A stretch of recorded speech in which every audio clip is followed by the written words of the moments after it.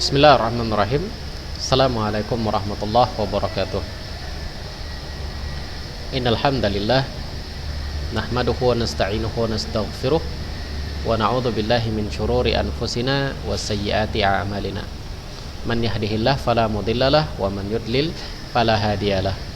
Asyhadu an la ilaha illallah wahdahu la syarikalah wa asyhadu anna Muhammadan abduhu wa rasuluh. Faqala jalla wa ala ya ayyuhalladzina amanu taqullaha haqqa tuqatih wa la tamutunna illa wa antum muslimun.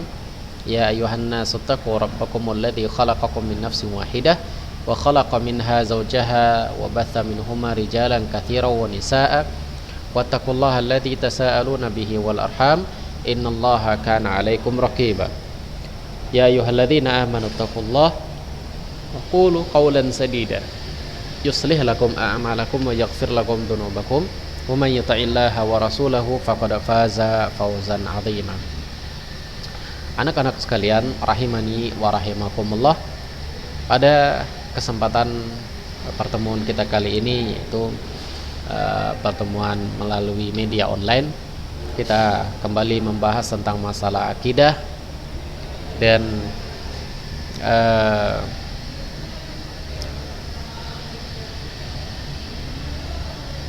kita akan bahas,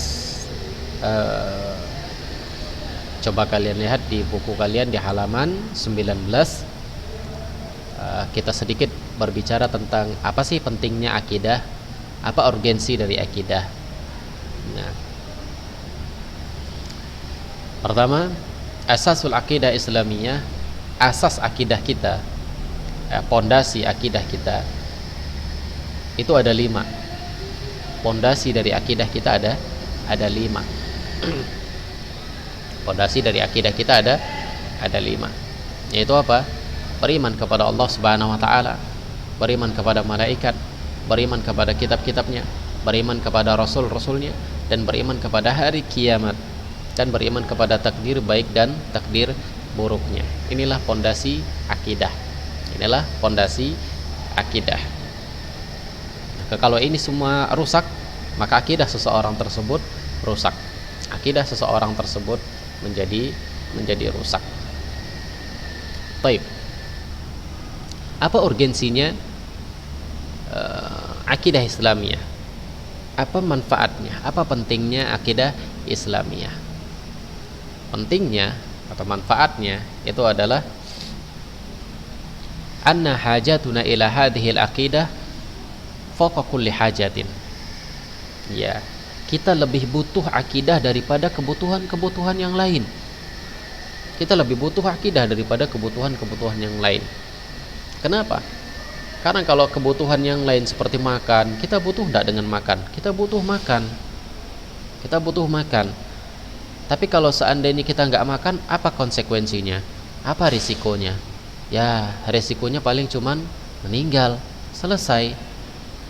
Tapi kalau kita nggak punya akidah, apa risikonya? Bukan hanya meninggal, kita meninggal tapi masuk neraka. Itu risikonya. Makanya akidah lebih kita butuhkan daripada kebutuhan yang lain. Ini dia. Tuh, yang pertama. Yang kedua, annal aqidah al-islamiyah hiya a'dhamul wajibat. A'dhamul wajibat wa akaduha. Akidah Islamiyah ini adalah yang paling besar menjadi kewajiban kita. Ini yang paling besar. Akidah itu adalah yang paling besar. Bukan yang lain, bukan salat, bukan puasa, bukan zakat. Ya, ada sekelompok orang, ya nggak usah cerita-cerita lah tentang akidah, nggak usah cerita-cerita tentang tauhid. Ajak aja orang sholat, ajak aja orang zakat, ajak aja orang beramal baik. Jadi nggak usah cerita-cerita tentang akidah, ini salah. Kenapa? Karena kewajiban yang paling besar yang Allah turunkan kepada kita itu adalah berakidah yang benar, bertauhid yang benar. Ya, sebagaimana Allah katakan, Allah Subhanahu wa taala katakan di dalam Al-Qur'an, "Wa ma khalaqtul jinna wal insa illa liya'budun." Tidak aku ciptakan jin dan manusia kecuali hanya untuk beribadah kepadaku. Nah, itu dia. Dan apa yang Nabi SAW katakan dalam hadisnya, umirtu an uqatilan nas hatta yashhadu an la ilaha illallah wa anna muhammadar rasulullah. Aku diperintahkan oleh Allah Subhanahu wa taala untuk memerangi manusia, ya, untuk memerangi orang-orang syirik, orang-orang yang berbuat kesyirikan, sampai mereka bersaksi tidak ada Tuhan yang berhak disembah kecuali Allah dan Muhammad adalah Rasulullah. Jadi akidah adalah kewajiban yang paling besar. Bukan sholat, tapi menyuruh orang untuk bersyahadat itu kewajiban yang paling besar. Yang pertama, makanya rukun Islam itu yang pertama itu syahadat. Nah, bukan sholat, tapi syahadat dulu yang pertama. Baru setelah itu yang kedua sholat. Nah, demikian juga akidah Islamiyah itu adalah kewajiban yang paling besar. Kewajiban yang paling besar. Setelah itu baru sholat. Nah, ini dia urgensi akidah. Ini yang kedua. Baik. Yang ketiga, annal aqidah al-islamiyah hiya al-aqidah al-wahidah allati tahaqqaqa al-amnu wal istiqrar was sa'adah was surur. Akidah Islamiyah inilah satu-satunya akidah yang bisa merealisasikan rasa aman. Akidah Islamiyah inilah satu-satunya akidah yang bisa menciptakan kebahagiaan, ketenangan. Adapun yang lain, akidah yang lain, akidah syirik, akidah kufur, akidah orang Nasrani, orang Kristen, orang Hindu, Buddha dan yang lainnya, itu tidak akan memberikan ketenangan, tidak akan memberikan kenyamanan. Islam yang akan memberikan kenyamanan. Kenapa? Karena Allah Subhanahu wa taala katakan sendiri di dalam Al-Qur'an. Allah katakan, "Bal man aslama wajhahu lillahi wa huwa muhsin, falahu ajruhu 'inda rabbih wa la khaufun 'alaihim wa lahum yahzanun." Siapa saja yang dia menyerahkan wajahnya kepada Allah Subhanahu wa taala, yaitu berakidah dengan akidah Islam, wa huwa muhsin, dan dia berbuat baik, itu sunnah Nabi sallallahu alaihi wasallam, falahu ajruh, maka dia mendapatkan pahala di sisi Allah Subhanahu wa taala, dan tidak ada rasa takut bagi dia dan dia tidak bersedih hati. Allah katakan sendiri di dalam Al-Qur'an, siapa yang berakidah dengan akidah Islamiyah, dia akan berada di dalam keamanan. Dia akan nyaman, dia akan tenang. Kenapa? Ya mungkin di dunia dia akan mendapatkan ancaman-ancaman, tapi di akhirat dia akan nyaman. Kenapa? Karena Allah akan memasukkan dia ke dalam surga. Tapi orang-orang yang berakidah selain Islam, orang yang berakidah Nasrani, berakidah Majusi, berakidah Yahudi atau akidah-akidah yang lainnya, dia tidak akan nyaman, dia tidak akan tenang. Meskipun dia nyaman di dunia, wah mereka berkuasa, orang-orang Nasrani di dunia berkuasa, mereka tenang hidupnya. Mereka membunuh orang-orang muslim, memerangi orang-orang muslim, orang muslim malah tidak tenang di bumi ini. Tapi di akhirat nanti Allah akan menyiksa mereka di neraka. Mereka tidak akan nyaman. Jadi akidah Islamiyah lah satu-satunya akidah yang bisa membuat ketenangan, kenyamanan, keamanan. Dan coba kita lihat, mana di dunia ini negara yang kalau seandainya Islam sedikit di situ tapi mereka aman, nyaman, tenang? Tidak ada. Kita lihat di dunia ini, kalau Islam sedikit di sebuah negara, pasti mereka tidak nyaman, pasti mereka dilecehkan dan yang lainnya. Tapi coba perhatikan, kalau Islam besar di sebuah negara, kuat di sebuah negara, agama yang lain nyaman, mereka enggak dileceh-lecehkan, mereka hidup dengan tenang. Contoh di Indonesia, Islam kuat di Indonesia, Islam banyak di Indonesia, Islam merupakan agama terbesar di Indonesia. Coba lihat orang-orang kafirnya, mereka hidup dengan tenang, tidak diganggu dengan orang Islam. Terus kalau dibilang Ustadz, wah kan ada juga orang Islam membunuh orang kafir, mengebom orang kafir. Itu asalnya bukan Islam sendiri dari Islam, tapi dari apa? Ya dari perbuatan orang kafir itu yang terkadang melecehkan Islam, menghinakan Islam, hingga akhirnya apa? Hingga akhirnya ghirahnya kaum muslimin naik. Hanya saja mereka salah dalam menerapkan semangatnya ini. Tidak boleh membunuh orang kafir kalau kita berada di sebuah negara, karena negara ini punya aturan hukum. Tidak boleh mengebom orang-orang kafir. Ya, nggak boleh membuat bom bunuh diri, mau ngebom gereja-gereja atau candi-candi, itu tidak dibolehkan. Namun kenapa mereka bisa seperti itu? Kenapa mereka bisa seperti itu? Ya bisa jadi disebabkan karena orang kafirnya sendiri yang melecehkan, yang menjelek-jelekkan Islam. Padahal negara kita ini Islam paling banyak. Paling banyak. Apalagi terkadang menyudut-nyudutkan Islam. Nah itu dia. Tapi coba kalau kita perhatikan di negara-negara yang Islamnya kecil, minoritas, Islam di sana tersiksa. Padahal Islam di sana tidak melakukan pelecehan kepada agama yang lain. Contoh di Cina, Muslim Uighur yang mereka disiksa, mereka dikejar-kejar, mereka dibunuh. Atau contoh lagi Muslim yang ada di Myanmar, anak-anak disiksa, anak-anak dibunuh, dimasukkan ke dalam sungai, ditenggelamkan, dan wanita-wanita mereka hidup mereka tidak nyaman. Demikian juga Muslim di negara-negara yang lain, seperti kasus penembakan di saya lupa negaranya, Venezuela atau negara mana itu, lupa saya, yang muslimnya ditembak di masjid. Muslim minoritas di sana. Makanya akidah Islam satu-satunya akidah yang membuat rasa aman, rasa tentram. Ini dia. Taib. Yang keempat apa? Urgensi dari sebuah akidah, ya, pentingnya akidah Islamiyah ini. Yang keempat apa? Yang keempat itu annal aqidah Islamiyah hiya sabab fi husulit tamkin fil ard wa qiyami daulatil Islam. Akidah Islam ini adalah sebab untuk tegaknya daulah Islam di sebuah negara. Jadi akidah bukan khilafah.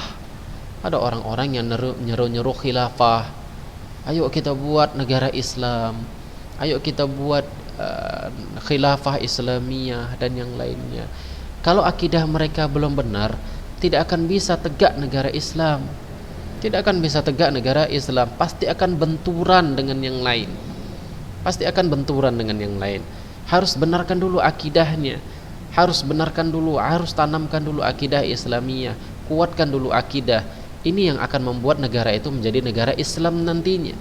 Tapi kalau dipaksa harus buat khilafah Islamiyah, harus buat negara Indonesia menjadi sistem kekhilafahan, sementara banyak yang tidak paham tentang akidah Islam, akhirnya jadi apa? Bentrok satu sama yang lain. Nah, coba kita lihat orang-orang yang menyuruh-nyuruh khilafah, yang mereka tidak membenari akidah umat terlebih dahulu, sibuk menyuruh-nyuruh khilafah di sini. Apa yang terjadi? Kan semakin banyak orang-orang yang menyudutkan mereka, semakin banyak orang-orang yang bahkan mereka dibekukan organisasinya, dibekukan oleh siapa? Ya, oleh pemerintah misalnya. Dibekukan karena apa? Karena mereka terlalu memaksa. Coba kalau mereka itu menanamkan akidah kepada anak-anak, mendakwahkan akidah yang benar kepada masyarakat terlebih dahulu, nanti akan terjadi dengan sendirinya negara ini menjadi negara Islam, akan terjadi dengan sendirinya. Ini dia. Nah, ini satu kekeliruan, dipaksa. Mereka belum benari akidah mereka dahulu, mereka sudah memaksa negara menjadi negara Islam. Nah, jadi harus bersumber dari akidah Islamiyah. Kita ajarin anak-anak dari SD, dari SMP akidah yang benar. Kita ajarin tentang tauhid kepada Allah, tauhid rububiyah, tauhid uluhiyah, dan tauhid asma wa sifat. Kita ajarin, kita buat pendidikan yang Islami di sekolah. Ya, alhamdulillah di Ulu Nuha ini kita sudah berusaha untuk menerapkan sistem pelajaran pendidikan yang Islami. Meskipun kita juga harus mengikuti kurikulum yang ada di pemerintahan, kita harus ikutin kan begitu, karena ini adalah kurikulum yang sudah dibuat oleh pemerintah. Tapi kita tidak menghilangkan ciri khas keislaman kita. Kita banyak pelajaran-pelajaran agamanya. Alhamdulillah banyak bahasa Arab di tempat ini, di Ulu Nuha ini. Guru-guru bahasa Arabnya banyak, orang-orang yang bisa berbahasa Arab banyak, kemudian guru-guru agamanya banyak, yang mengajarkan akidah ada, yang mengajarkan sirah sejarah Islam ada, yang mengajarkan fikih ada, yang mengajarkan hadis ada, yang mengajarkan tahfiz Quran ada. Wah, Masya Allah, luar biasa sekolah kita ini. Kita tanamkan dulu akidah agama kepada anak-anak, kepada yang lainnya. Dan ini nggak didapatin di sekolah-sekolah yang lain, apalagi sekolah-sekolah negeri yang agamanya cuman ya mungkin cuman beberapa jam. Campurlah di situ semuanya, ada akidah, ada sirah, ada fikih, ada hadis. Sementara pelajaran-pelajaran umumnya sangat banyak sekali. Sangat banyak sekali. Ya alhamdulillah kalian bisa sekolah di Ulunuha. Ini rezeki dari Allah Subhanahu wa taala buat kalian. Islam semakin dikuatkan, akidah kalian semakin dikuatkan di sini. Nah, sehingga apa? Sudah besar nanti keyakinan tentang Islam ini semakin kuat. Adapun orang-orang yang belajar di sekolah-sekolah yang ilmu agamanya cuman beberapa jam, mungkin 1 jam atau 2 jam, sementara ilmu-ilmu umum itu banyak sekali. Nanti ketika mereka menjadi pemimpin, jadilah pemimpin-pemimpin yang apa? Yang tidak menampakkan agamanya. Jadilah mereka itu pemimpin-pemimpin yang sibuk dengan kelompoknya sendiri, sibuk dengan kepentingannya sendiri, partainya sendiri. Ya, mereka nggak memikirkan agamanya, mereka nggak memikirkan Islamnya. Nah itu dia. Jadi mereka sudah terpola dengan yang sifatnya liberal. Mereka sudah tertanam dengan pemikiran-pemikiran yang liberal, pemikiran-pemikiran yang menyalahi syariat Islam dan yang lainnya. Makanya tidak heran kita ada muncul istilah jaringan Islam liberal, atau ada istilah Islam Nusantara. Kita tidak heran karena apa? Pendidikan itu terpengaruhi dengan pendidikan seperti itu. Islamnya tidak dikokohkan, tidak dikuatkan dengan Islam yang benar. Kalaupun mereka belajar Islam, namun akidah yang dipelajari itu adalah akidah yang tidak benar, akidah yang tidak bersumber dari Al-Quran dan Sunnah Nabi Sallallahu Alaihi Wasallam. Jadi beruntunglah kalian bisa sekolah di Ulunuha yang mengajarkan tentang akidah Islamiyah, akidah Islamiyah. Nah, mempelajari akidah Islamiyah ini akan membuat berdirinya daulah Islam tanpa harus dipaksakan. Coba bayangkan, di satu keluarga sudah memahami akidah, anaknya belajar di sekolah-sekolah yang berakidah yang benar. Satu keluarga di satu tempat, di satu gang, akhirnya keluarga yang lain ngikut belajar akidah, keluarga yang lain ngikut, keluarga yang lain ngikut, hingga akhirnya satu komplek atau satu gang itu semua belajar tentang akidah Islamiyah. Mereka sudah ngaji tentang bagaimana Islam yang benar. Kemudian komplek yang berikutnya, komplek atau gang yang lain ngikut juga. Ya, mulai tertarik mereka tentang Islam, mulai mereka hijrah.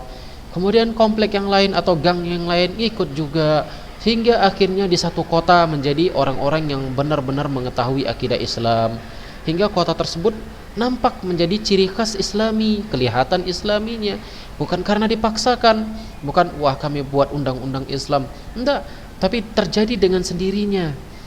Satu kota akhirnya, kemudian kota yang lain mulai ngikutin, hingga akhirnya kota yang lain menjadi satu provinsi, nampak keislamannya satu provinsi, hingga akhirnya menjadi negara. Provinsi yang lain mengikuti, hingga akhirnya negara Indonesia kuat akidah Islamiyahnya, dan hingga tanpa sendirinya, tanpa dipaksakan, semuanya sudah meminta ayo kita buat negara menjadi negara Islam, dan tidak ada yang menolak akhirnya, hingga akhirnya jadinya negara ini menjadi negara Islam. Nah, ini yang kita harapkan dari penanaman pendidikan agama kepada anak-anak, sehingga ketika mereka besar mereka tanamkan juga kepada anak-anak, dan anak-anak yang sudah besar ditanamkan juga lagi kepada anak-anaknya. Sementara mereka terus menyebar ke wilayah-wilayah Indonesia, ada yang menjadi dai, menjadi ustadz, kemudian berceramah, berdakwah ke tempat yang lain, hingga akhirnya keislaman kuat di Indonesia dan menjadilah negara ini menjadi negara Islam. Ini yang kita harapkan. Ini yang kita harapkan. Tentu kerjaan seperti ini bukan 1 hari 2 hari, bukan 1 minggu 2 minggu, bukan 1 bulan 2 bulan, bukan 1 tahun 2 tahun, tapi berpuluh-puluh tahun. Berpuluh-puluh tahun. Kita berharap, kita berdoa kepada Allah Subhanahu wa taala agar di tahun apa? Ya di tahun 2050, 2060, 2070 atau 2000 sekian nanti Indonesia menjadi negara Islam. Indonesia menjadi negara Islam. Jadi bukan dipaksa-paksakan. Karena masih banyak orang yang tidak suka dengan akidah Islamiyah. Masih banyak orang yang tidak faham dengan akidah Islamiyah meskipun mereka beragama Islam. Dan bahkan berapa banyak orang yang melecehkan Islam sendiri padahal dia beragama Islam. Berapa banyak orang-orang yang bahkan merendahkan muslim yang lain padahal dia juga beragama Islam. Maka ini yang harus kita benahi terlebih dahulu. Nah, ini salah satu sebab atau urgensinya akidah Islamiyah. Sangat penting akidah Islamiyah. Nah, taib anak-anak sekalian, rahimani wa rahimakumullah. Mungkin ini dulu yang kita pelajarin tentang urgensi akidah Islamiyah. Insyaallah di pertemuan berikutnya kita akan sambung pelajarannya, yaitu al-imanu billah, beriman dengan Allah Subhanahu wa taala. Jadi sekarang ini kita cukupkan saja dahulu sampai di sini. Mudah-mudahan ada manfaatnya. Aku qouli hadza wa astaghfirullah li wa lakum wa lisairil muslimin innahu huwal ghafurur rahim. Assalamualaikum warahmatullahi wabarakatuh.